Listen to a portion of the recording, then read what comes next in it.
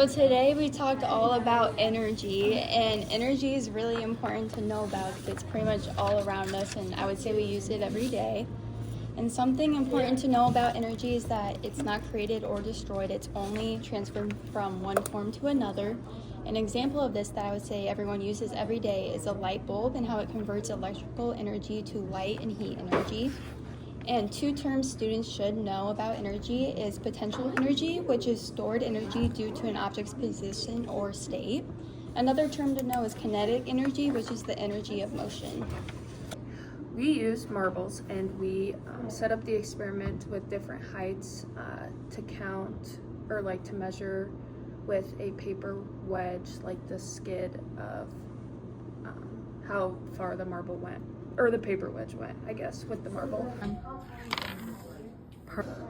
This kind of showed us that different heights amounts to different energy force that's being pushed.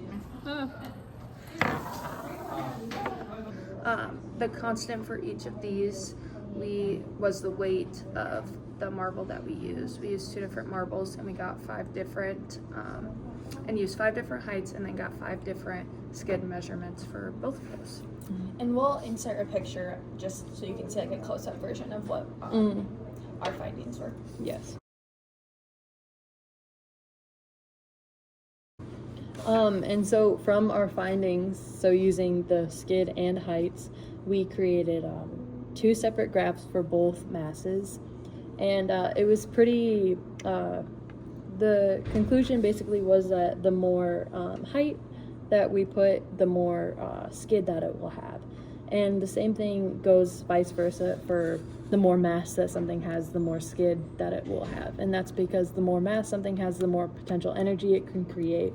And so that means the kinetic energy amount will be higher, meaning that the skid is obviously going to be higher. And so the graphs kind of look like almost a straight line. Obviously they're not perfect because we're humans and we're gonna mess up and make mistakes, but they're very straight-ish.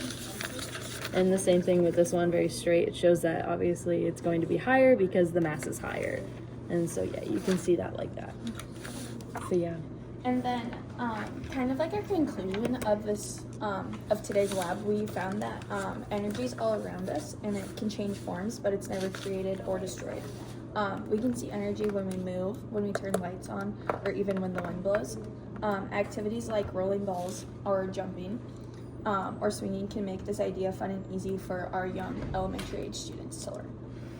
That's it. Thank you. Thanks for watching. Bye.